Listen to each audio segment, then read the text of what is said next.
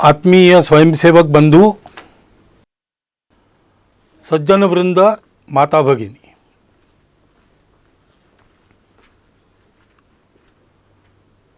एक विशिष्ट परिस्थिति में आधुनिक तकनीकी का उपयोग करके पर्दे पर ये हमारी भेंट हो रही है। कोरोना की महामारी से सारी दुनिया जूझ रही है और उस बीमारी के साथ लड़ाई का एक अनिवार्य अंग है घर में बंद रहना, सारे कामधाम बंद करके बैठे रहना, घर में बंद रहकर जितना हो करना। तो हमारे संघ के कई स्वयंसेवकों को लगता होगा शाखाएं अभी मैदान पर लगना बंद है, कार्यक्रम बंद है, संघ शिक्षा वर्ग प्रारंभ हुए होते वो बंद है, तो हमारा काम बंद है। लेकिन हम अपने अपने घर में बंद है, लॉकडाउन कहते उसमें है, तो भी जीवन तो चल रहा है। ऐसे संघ का कार्य भी चल ही रहा है। नित्य के कार्यक्रम बंद है, दूसरे कार्यक्रमों ने उनकी जगह ली है। ये संघ के लिए भी और हम सबके जीवन के लिए भी सत्य है, क्योंकि जीवन मनुष्य का, इसकी कल्पना क्या है? तो सारी दुनिया मानती है और संघ में भी हम लोग मानते कि हम स्वयं अच्छे बने और अपने अच्छाई का उपयोग करके जग को अच्छा बनाएं, दुनिया को अच्छा बनाएं। स्वयं अच्छा है और दुनिया के लिए कुछ नहीं कहता, उसको भी लोग अच्छा नहीं करते। और दुनिया के लिए गलती से कुछ अच्छा कर भी लिया, लेकिन स्वयं के जीवन में अच्छाई का कोई अंश नहीं, उसको भी दुनिया अच्छी नहीं कहती। जीवन के या संघ कार्य के एक ही सिक्के के ये दो पहलू है। अपनी परंपरा में ऐसा कहते हैं, एकांत में आत्म साधना और लोकांत में परोपकार। यही जीवन का स्वरूप है, यही संघ कार्य का स्वरूप है। तो अपने स्वयंसेवक रोज प्रार्थना कर रहे हैं, मैदान पर एकत्र आकर नहीं कर रहे, अपने परिवार के साथ घर में कर रहे हैं। लेकिन प्रार्थना करने का उनका समय निश्चित है, उनके परिवार में उस समय प्रार्थना हो रही। अनेक प्रतिनिधित स्वयंसेवक अपने प्रतिज्ञा का रोज स्मरण करते होंगे। नित्य शाखा के कार्यक्रमों में अभी इतना ही करना संभव है, उतना चल रहा है। बाकी कार्यक्रम दूसरा बदल गया है, वो सेवा का कार्यक्रम है। प्रचंड प्रमाण में जो सेवा चल रही उसको सब लोग देख रहे और सारा समाज हमको प्रोत्साहन भी दे रहा है। परंतु हमको ध्यान में रखना चाहिए कि ऐसा नहीं मानना चाहिए कार्य है, कार्यक्रम अपना कार्य नहीं है। स्वयं अच्छा बनना और दुनिया को अपने प्रयास से अच्छा बनाना, ये अपना कार्य है। भारत से एक भिक्षु गए तथागत के धम्म का प्रचार करने के लिए। कुछ वर्ष वहाँ काम करने के बाद उनको ऐसा लगा कि तथागत का एक चरित्र लिखा जाए चीनी भाषा में, वहाँ के जनता के लाभ के लिए। तो लिखकर तो तैयार हो गया, लेकिन उसको छापना है। तो वहाँ उनके जो संपर्क थे उन सब लोगों से वो मिले, उनसे धन इकट्ठा किया, बताया तथागत का चरित्र उससे छापेंगे। और सारा धन इकट्ठा होने के बाद छापने के लिए छापखाने में वो हस्तलिपि देना कल देनी है, तो आज रात में एक बड़ा भूचाल आ गया और बहुत से देहात, बहुत से शहर तहस नहस हो गए। तुरंत सेवा कार्य में सब लोग लग गए।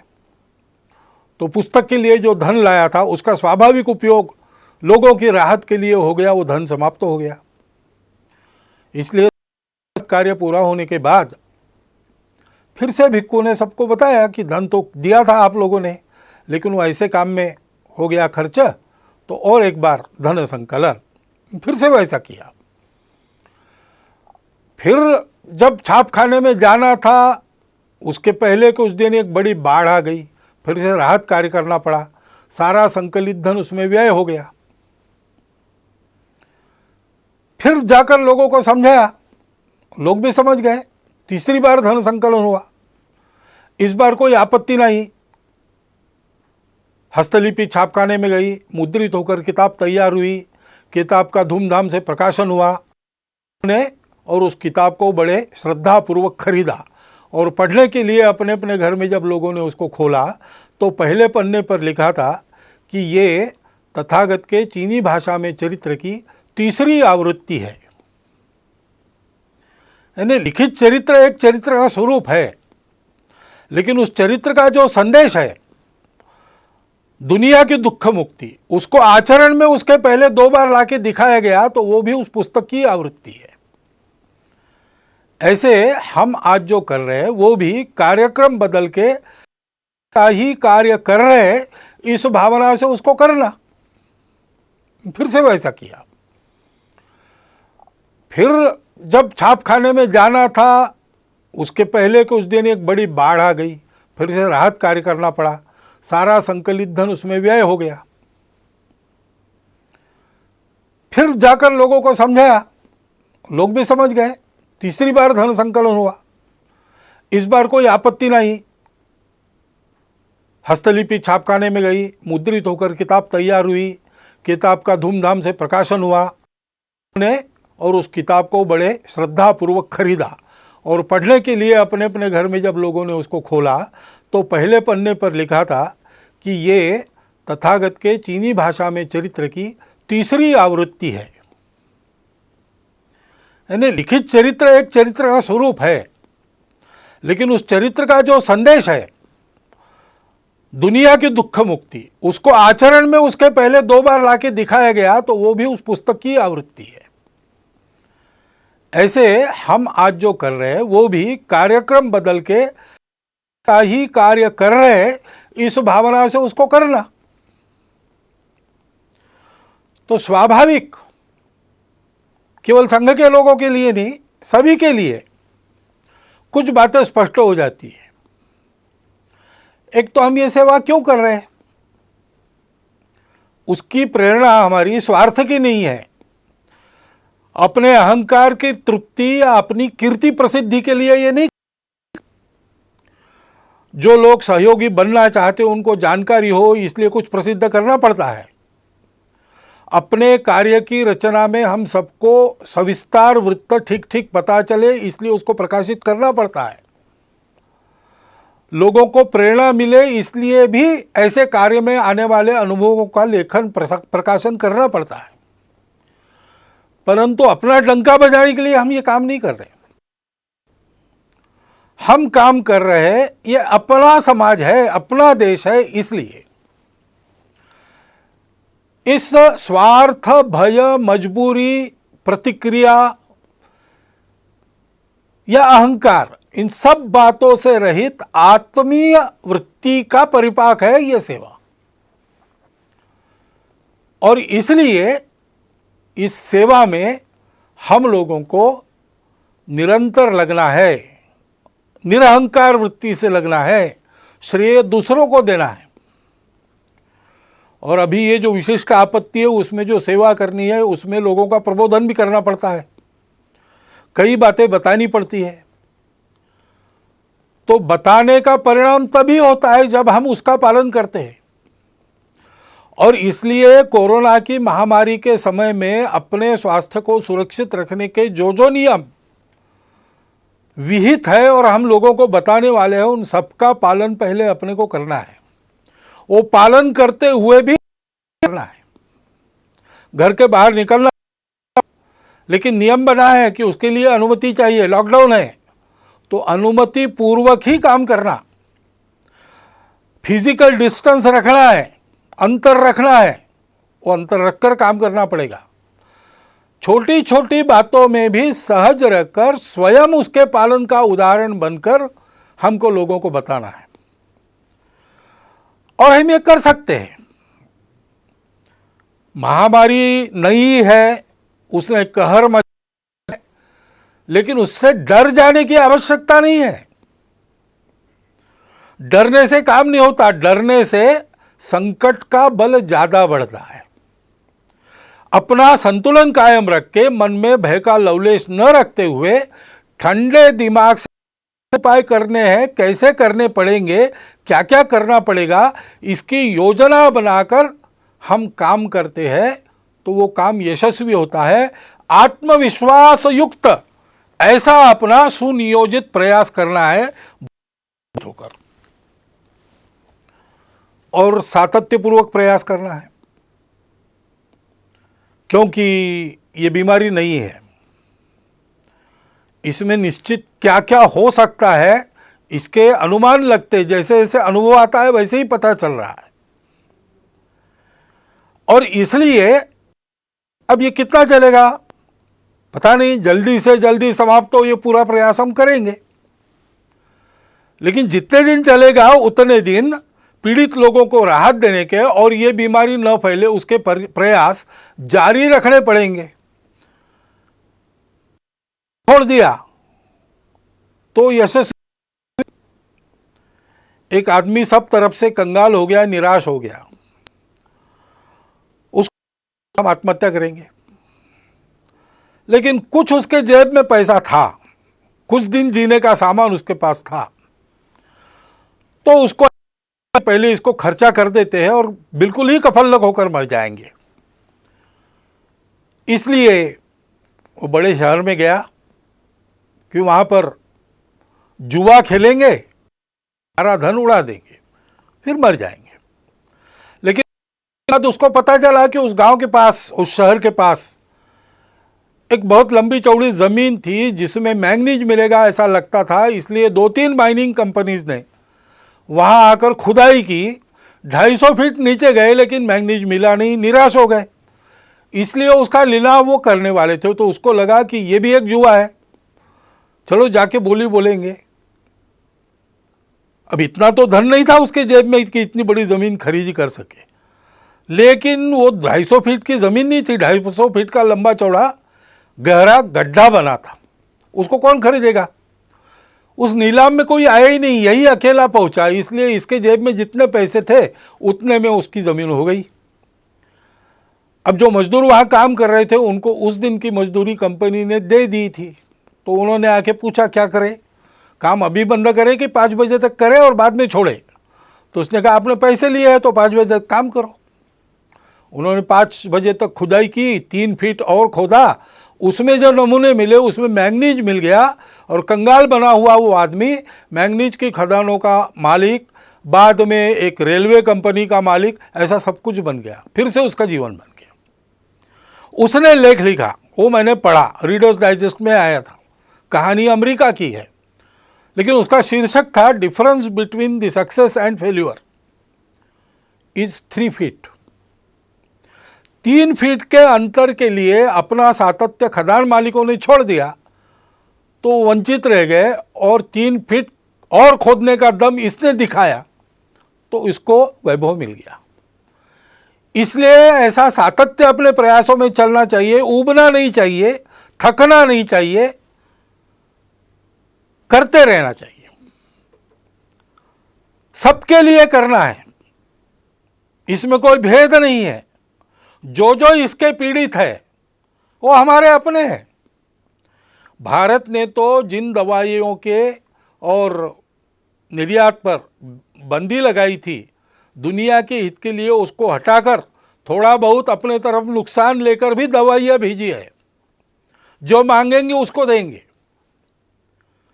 क्योंकि यह हमारा स्वभाव है। हम मनुष्यों में भेद संगों में तो बिल्कुल नहीं करते, सब अपने हैं। जो जो जिसकी जिसकी आवश्यकता है उन सब की सेवा, जितनी अपनी शक्ति है उतनी सेवा करनी है। और ये सेवा करते समय कोई स्पर्धा तो है नहीं, अपनी कीर्ति फहराने के लिए दुनिया भर में हम काम नहीं कर रहे। इसलिए जो इस काम में लगे उन सबको साथ लेकर, उन सबके साथ रहकर काम करना है। सामूहिकता से काम करना है। इस प्रकार से हम सेवा करेंगे, लोगों को जो बताना है वो बताएंगे, लोगों से जो करवाना है वो करेंगे। आधार उसका होगा अपनत्व की भावना, स्नेह, प्रेम, वो अपने व्यवहार में दिखना चाहिए। काम अच्छा होना चाहिए। सेवा का काम है, उपकार तो है नहीं, हम अपने लोगों का काम कर रहे हैं, इसलिए वो उत्तम होना चाहिए, प्रेम से होना चाहिए। हनुमान जी के कार्य के बारे में ऐसा वाल्मीकि रामायण में कहा गया है, देवों ने उनकी स्तुति की एक प्रसंग पर, तब 4 उनके विशिष्टों का उल्लेख किया। धृति, दृष्टि, मति और दाक्ष यानी दक्षता, सावधानी। सावधानी आवश्यक है। हम काम करेंगे, लेकिन हम काम करते रहे, इसलिए काम करते करते हम बीमार न हो जाए। इसलिए आजकल आयुष मंत्रालय के द्वारा एक समर्थित काढ़ा है, उसको हमने रोज पीना चाहिए। बाकी मास्क लगाना, अंतर रखना, ये सारी बातें, हाथ धोना, स्वच्छता रखना, हम स्वयं चिंता करें कि हम काम करने लायक रहे। अपनी मदद जिनको वास्तविक आवश्यकता है उन तक पहुंचे। धूर्त लोग भी रहते हैं दुनिया में, वो हमारी मदद लेके चले न जाए। इसलिए बहुत सावधानी पूर्वक सजगता से काम करना पड़ेगा। कोई छूट न जाए, जिसको आवश्यक है उन सबके पास मदद पहुंचे, ऐसा काम करना पड़ेगा। बुद्धि ठीक रखनी पड़ेगी, किसको किस बात की आवश्यकता है। सामान्य सूचनाएं सबके लिए, लेकिन कुछ विशेष रहती है, उसमें उस प्रकार की राहत मिले ऐसा प्रयत्न करना पड़ता है। और इसलिए लीक में चलते हुए भी लीक का विचार कर चलना पड़ता है। अनुशासन में चलते हुए भी अनुशासन इतना लचीला होना पड़ता है कि अपने सेवा के दायरे में, सेवा के लाभ लेने वालों में सब आवश्यकता जिनको है ऐसे लोग आ जाए। फिर दृष्टि की बात है, हम ये सब बताएंगे, ये सब करवाएंगे, तो आदतें भी लोगों के ठीक रहे। आदतें ठीक न रखने के कारण भी ये बीमारियां आती है। तो ये अनुभव लोग ले रहे हैं, अब उनकी मनोभूमिका तैयार है, तो हमने अच्छाई का प्रचार प्रसार भी लगे हाथ करते रहना चाहिए। ये केवल कार्यक्रम नहीं है, इसमें से हम लोगों के जीवन को सुरक्षित कर रहे हैं और लोगों के जीवन को गढ़ भी रहे हैं। अपने पवित्र समाज का संरक्षण और सर्वांगीण उन्नति, ये हमारी प्रतिज्ञा है। और इसलिए उस दृष्टि को ध्यान में काम करना है और धैर्य रखना है। कितने दिन ऐसा करके नहीं होगा, जब तक पूरा नहीं होता तब तक करते रहना है, सतत करना है। ऐसा करते रहना, और ऐसा करते रहते समय ये जैसे गुण है हनुमान जी से, वैसे विदुर नीति में एक बात बताइए दोषों को टालने की। षट दोषा पुरुषेणेह हातव्याम भूतिमिच्छताम। जिस पुरुष को अपना चाहिए, अपना विजय चाहिए, अपना प्रभाव चाहिए, अपनी खुशहाली चाहिए, उसको 6 दोषों का हनन करना पड़ता है, उनको दूर करना पड़ता है। वो कौन से है? निद्रा, तंद्रा, भय, क्रोध, आलस्यम, दीर्घ सूत्रता। आलस्य और दीर्घ सूत्रता काम की नहीं है। तत्परता चाहिए। जब उपस्थित भारत का इस के दौर में काम बहुत अच्छा हो रहा है, इसका पहला कारण है कि तत्परता पूर्वक सारी उपाय योजनाएं यहाँ के शासन प्रशासन ने लागू की, और उतने ही तत्परता पूर्वक समाज के एक बहुत बड़े अंश ने उसको अमल में लाया। तो आलस्य नहीं किया, दीर्घ सूत्रता नहीं दिखाई। इसको ध्यान में रखना चाहिए। वो तत्परता अपनी कायम रखनी चाहिए। निद्रा, तंद्रा यानी असावधानी, काम करते करते धुन लग जाती है, उसको तंद्रा कहते हैं। धुन लगना अच्छा है, लेकिन तंद्रा अच्छी नहीं, क्योंकि उसमें विचार नष्ट होता है। सोच समझ के सजग रहकर एक एक कदम डालते हुए काम करना और भय और क्रोध को टालना। लोगों को भय लगता है कि हमको क्वारंटाइन में डाल ले, तो छुपने का प्रयास करते हैं। लोगों को कुछ नियमों में बांध दिया तो लोगों की ऐसी भावना होती है कि हम पर कुछ प्रतिबंध ला रहे हैं। अब संघ ने अपने और मार्च में ही तय करके जून आखिर तक सारे कार्यक्रम बंद कर दिए। लेकिन किसी किसी को लग भी सकता है कि सरकार हमारे कार्यक्रमों पर प्रतिबंध कर रही इस निमित्त, और भड़काने वाले लोगों की कमी नहीं है। उसके कारण क्रोध पैदा होता है, क्रोध के कारण अविवेक होता है, फिर अतिवादी कृत्य होते हैं। हम जानते हैं कि इसका लाभ लेने वाली ताकत है और वो प्रयासरत है। जिस प्रकार इस कोरोना के बीमारी का फैलाव अपने देश में हुआ है, उसमें एक कारण यह भी है। परंतु दो बातें ध्यान में रखनी चाहिए। जैसे इन सब का पालन सकारात्मक भाव से करना, इस पर क्रोध नहीं करना, इससे डर नहीं मन में रखना, वैसे अगर किसी ने भयवश या क्रोधवश कुछ उल्टा सीधा कर दिया तो उस सारे समूह को ही एक माप में लपेटकर उससे दूरी बनाना। सर्वत्र दोष रखने वाले लोग होते हैं। सामान्य लोगों के मन में कुछ आ सकता है। सामान्य लोगों ने सबने ये खबरदारी लेनी चाहिए कि ये अपने देश का विषय है, देश हित का विषय है, इसमें हमारी भूमिका सहयोग की ही होगी, कभी भी विरोध की नहीं होगी।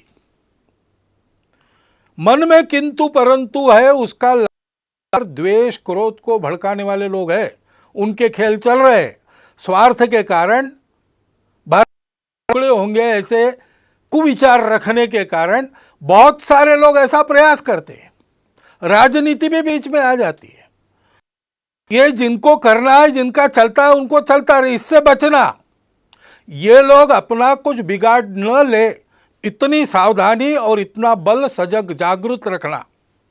लेकिन हमारे मन में इसके कारण प्रतिक्रियावश कोई खुन्नस होनी नहीं चाहिए। भारत का 130 करोड़ का समाज भारत माता का पुत्र है, अपना बंधु है। इस बात को ध्यान में रखना चाहिए। भय और क्रोध दोनों तरफ से नहीं करना चाहिए। और जो जो अपने अपने समूह के समझदार लोग हैं, नेतृत्व करने वाले लोग हैं, उन्होंने इससे अपने समूह को बचाना चाहिए। कार्यक्रमों पर प्रतिबंध कर रहे इस निमित्त, और भड़काने वाले लोगों की कमी नहीं है। उसके कारण क्रोध पैदा होता है, क्रोध के कारण अविवेक होता है, फिर अतिवादी कृत्य होते हैं। हम जानते हैं कि इसका लाभ लेने वाली ताकत है और वो प्रयासरत है। जिस प्रकार इस कोरोना के बीमारी का फैलाव अपने देश में हुआ है, उसमें एक कारण यह भी है।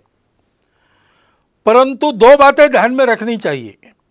जैसे इन सब का पालन सकारात्मक भाव से करना, इस पर क्रोध नहीं करना, इससे डर नहीं मन में रखना, वैसे अगर किसी ने भयवश या क्रोधवश कुछ उल्टा सीधा कर दिया तो उस सारे समूह को ही एक माप में लपेटकर उससे दूरी बनाना।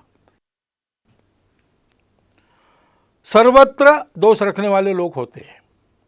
सामान्य लोगों के मन में कुछ आ सकता है। सामान्य लोगों ने सबने ये खबरदारी लेनी चाहिए कि ये अपने देश का विषय है, देश हित का विषय है, इसमें हमारी भूमिका सहयोग की ही होगी, कभी भी विरोध की नहीं होगी। मन में किंतु परंतु है, उसका द्वेष क्रोध को भड़काने वाले लोग हैं, उनके खेल चल रहे हैं। स्वार्थ के कारण होंगे, ऐसे कुविचार रखने के कारण बहुत सारे लोग ऐसा प्रयास करते हैं। राजनीति भी बीच में आ जाती है। ये जिनको करना है, जिनका चलता है उनको चलता रहे, इससे बचना। ये लोग अपना कुछ बिगाड़ न ले, इतनी सावधानी और इतना बल सजग जागृत रखना।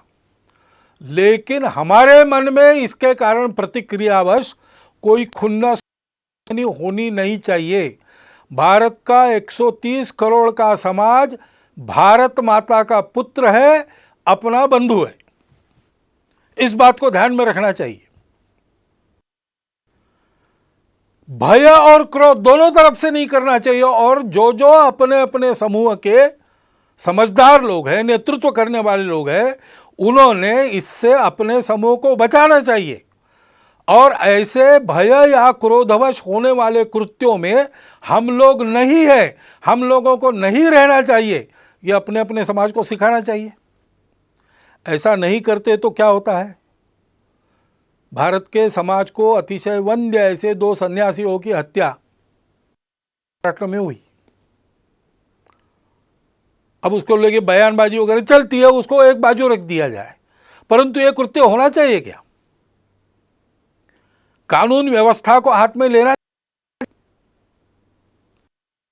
ऐसा जब होता है तो पुलिस ने क्या करना चाहिए? ये सारी बातें सोचने की बातें हैं। ऐसे संकट के घड़ी और ऐसे मन में परंतु रहते हैं, रह सकते हैं, अपेक्षा स्वाभाविक है।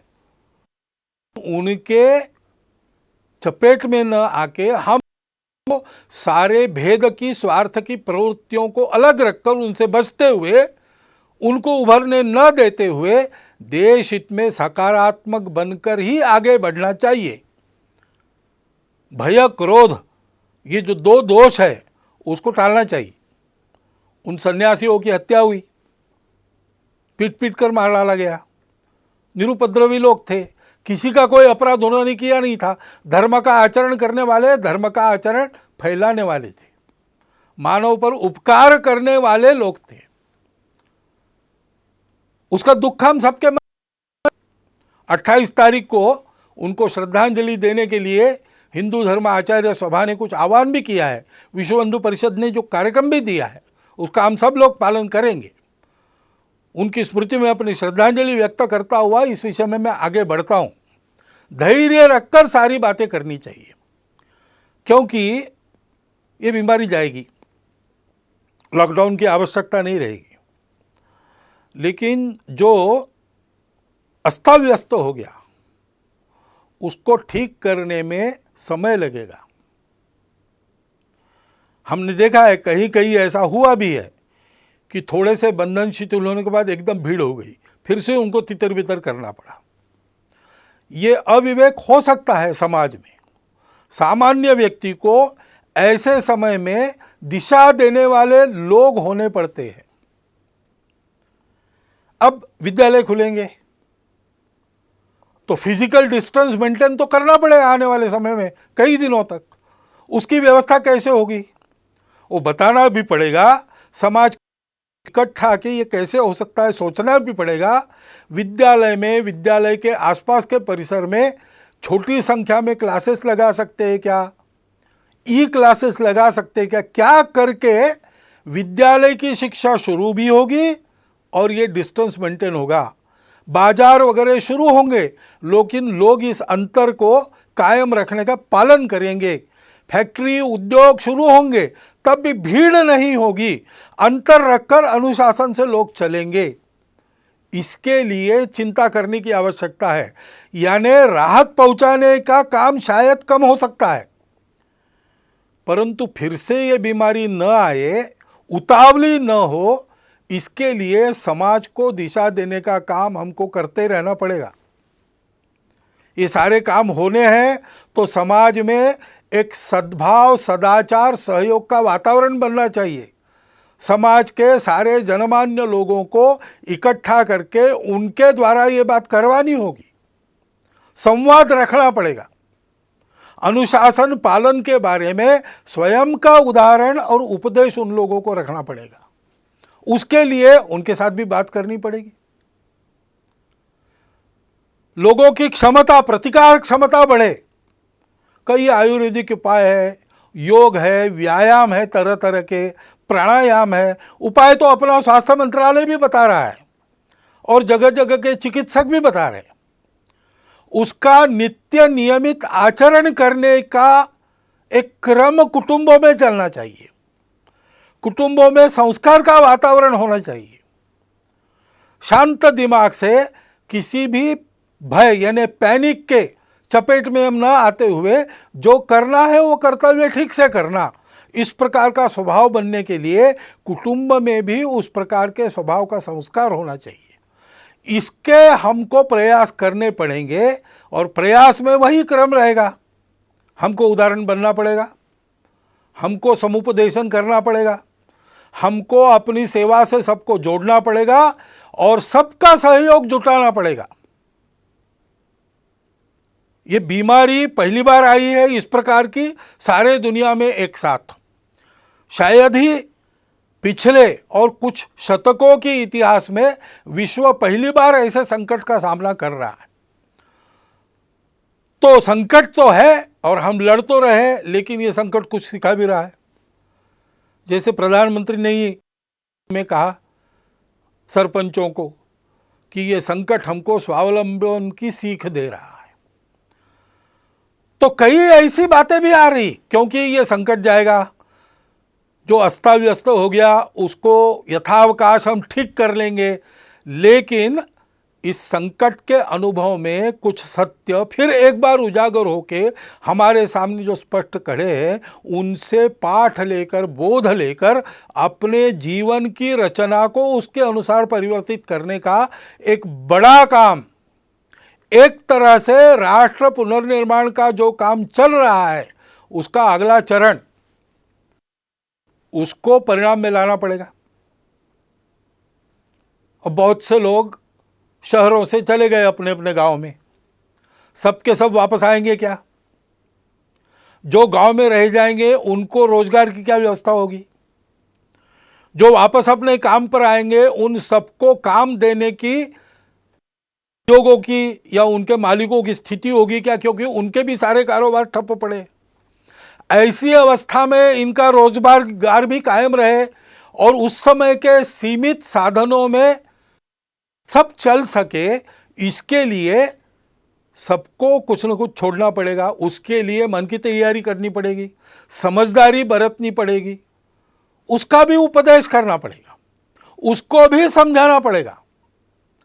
और अगर स्वावलंबन ये इस आपत्ति का संदेश है, तो स्वावलंबन में अपना स्व क्या है? उस स्व आधारित तंत्र का अवलंबन हमको करना पड़ेगा। कम ऊर्जा खाने वाला, रोजगार मूलक, पर्यावरण को न बिगाड़ने वाला ऐसा विचार हमारे ही पास है। उसके आधार पर एक युगानुकूल रचना अपने अर्थनीति की, अपने विकास नीति की, अपने तांत्रिकी की हमको करनी पड़ेगी। आधुनिक विज्ञान के आधार पर इसमें जो जो अद्यतन सहायक होता है वो लेते हुए परंपरा के आधार पर जो आज सुसंदर्भित है, इस संकट के कारण फिर से एक बार हमको याद आ रहा है, उन दोनों को मिलाते हुए हमको एक नए विकास के मॉडल का निर्माण करना पड़ेगा। हमको करना पड़ेगा, यानी कौन करेगा? शासन को विचार करना पड़ेगा, प्रशासन को विचार करना पड़ेगा। लेकिन मात्र इन दोनों के करने से नहीं होता, समाज को भी इसमें कुछ करना पड़ता है। समाज को स्व का अवलंबन करना पड़ेगा। यहां की बनी वस्तुएं जहां तक संभव है उन्हीं का उपयोग करेंगे। यहां जो बनता नहीं, बिना उसके जीवन चलता है तो बिना उसके चलाएंगे। जीवन के लिए आवश्यक है तो अपने शर्तों पर लेंगे, कम से कम उपयोग में चलाएंगे। ऐसी बहुत सी बातें अपने नित्य व्यवहार में लानी पड़ेगी। अपने अपने व्यक्तिगत और परिवार के व्यवहार में हम लोगों को स्वदेशी का आना पड़ेगा। स्वदेशी का आचरण करने के लिए स्वदेशी के उत्पादन उपलब्ध करने पड़ेंगे। के उत्पादन उत्कृष्टता के मामले में बिल्कुल 19 न हो, ऐसी गुणवत्ता उत्पन्न करनी पड़ेगी। उद्योजक, निर्माता, कारीगर सभी को इसके बारे में सोचना पड़ेगा और समाज को स्वदेशी पर दृढ़ होना पड़ेगा। विदेशों के ऊपर अवलंबन नहीं होना चाहिए, ऐसा हमको समर्थ रहना पड़ेगा। उसी प्रकार हमने अनुभव किया अब जो बाहर निकलकर नदियों को वगैरह देख सके वो बताते हैं, लेकिन हवा का तो हम सब लोग अनुभव कर रहे हैं कि पर्यावरण बहुत मात्रा में शुद्ध हो गया। क्यों शुद्ध हो गया? क्योंकि कुछ क्रियाकलाप बंद हुए जो पर्यावरण को दूषित करते थे। अब फिर से अपना जीवन नियमित हम शुरू करेंगे तो कौन से ऐसे क्रियाकलाप कम से कम हम कर सकते हैं, बिना उसके काम भी चल सकता है, इसका विचार हमको करना पड़ेगा। पानी का उपयोग ठीक से, पानी का संवर्धन संरक्षण, वृक्षों का संवर्धन संरक्षण और प्लास्टिक से मुक्ति, स्वच्छता का पालन, जैविक तरीकों पर बल देकर गौ पालन, जैविक खेती आदि के आधार पर जीवन चलाने का हमको अभ्यास अपना करना पड़ेगा। अभी जो हमारा अभ्यास रासायनिक खेती आदि का है उसको बदलना पड़ेगा। उसके लिए सारे समाज का बनाना पड़ेगा, शासन की नीति वैसी बनेगी। लेकिन जब तक समाज उस प्रकार चलता नहीं तब तक उसका परिणाम नहीं होता। कुटुंब में भी हमको और इस प्रकार के संस्कार करने पड़ेंगे। बहुत दिनों के बाद जो भागदौड़ चल रही थी वो बंद हो गई, तो अपने घर में रहने का, सतत रहने का अनुभव बहुत लोगों को मिला।